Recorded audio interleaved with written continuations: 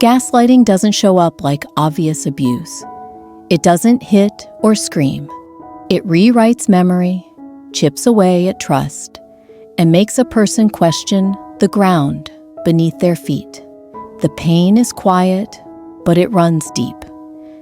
This guide is for those who have lived inside that fog. It isn't just about recognizing manipulation. It's about learning to stand in truth again. It's about finding peace after the war in your mind has finally gone silent. What follows are 4 simple yet powerful shifts. Each one pulls back a layer of confusion and helps rebuild the strength gaslighting tried to erase. These are not just emotional tools. They are survival strategies for the soul. Step 1. Know what you're dealing with. Before healing can happen, the situation has to be named for what it is. Not every disagreement, denial, or sharp word is gaslighting. Gaslighting is a pattern. It's not about one conversation. It's about long-term erosion. It's the consistent denial of your reality, the rewriting of your memories, and the slow, intentional dismantling of your confidence. It doesn't always come with rage. Sometimes it sounds calm, logical, kind, even. That's what makes it so dangerous. Gaslighting is designed to disarm. It pushes you to second-guess simple facts. It inserts doubt into moments that once felt clear. When done long enough, it forces your brain to reroute every emotional reaction through a filter of, maybe I'm wrong. That's the trap. It creates an invisible prison, one where logic is twisted, and the very act of defending yourself becomes evidence against you. It teaches the nervous system to doubt its own alerts, to ignore its own cries for help. Naming it isn't dramatic. It's not overreacting. It's reclaiming reality. Gaslighting thrives in ambiguity. It dies in clarity. Sometimes naming it feels like betrayal, especially when the person doing it is someone close. But silence only serves the manipulator. Identifying the pattern, calling it by its name, is the first act of resistance. It's how the fog begins to lift. The longer it's unnamed, the more damage it does. What starts as confusion becomes internalized self-blame. Thoughts like, maybe I am too sensitive, or maybe I did imagine it, begin to sound rational. But confusion is not your identity. You are not what they convinced you to believe. The moment gaslighting is seen clearly, their spell begins to break. Clarity doesn't always feel like relief at first. It can feel like grief, but grief is honest. Confusion is not. Clarity may hurt, but it also heals. Step 2. Understand why it hurts so much. Gaslighting only works when it hits something tender. The words themselves aren't what break you. It's what those words take from you. People-pleasing tendencies, childhood wounds, and unmet emotional needs all create openings where gaslighting takes root. If the person doing it has emotional power, a parent, a spouse, a spiritual leader, it goes deeper. The betrayal isn't just psychological, it's relational. It tells the heart, you're not safe anywhere. Gaslighting corrupts connection. It turns love into confusion. Moments that once felt safe become emotionally dangerous.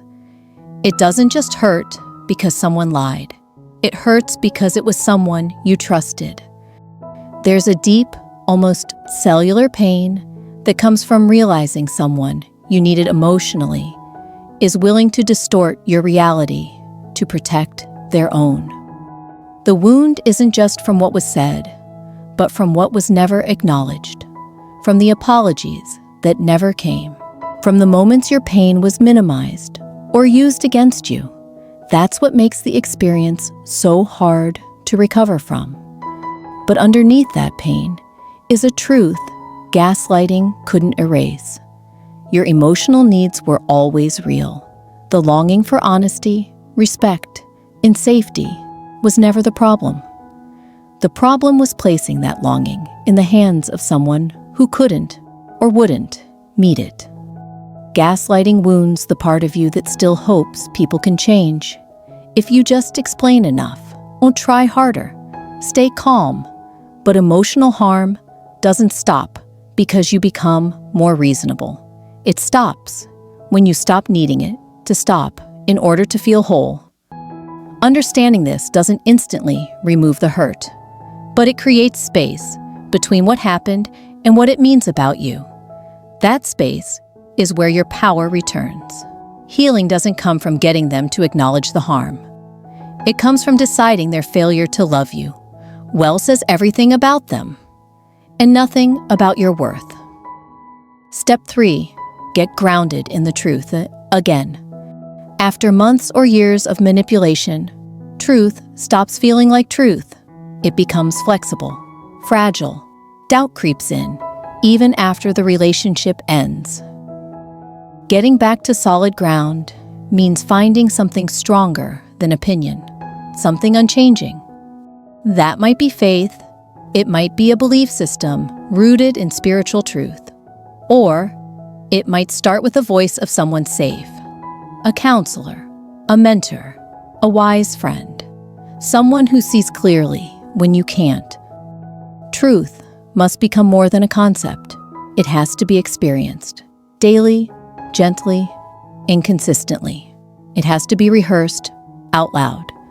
That wasn't okay. I'm not too sensitive. My feelings are valid. These are not affirmations. They're anchors.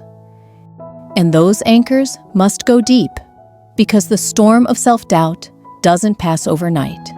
Some days you'll feel strong. Other days, the old lies will whisper again. That's not failure.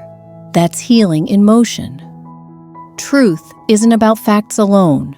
It's about embodied safety, the ability to breathe freely in your own skin, without fear that your reactions are wrong or your emotions are liabilities.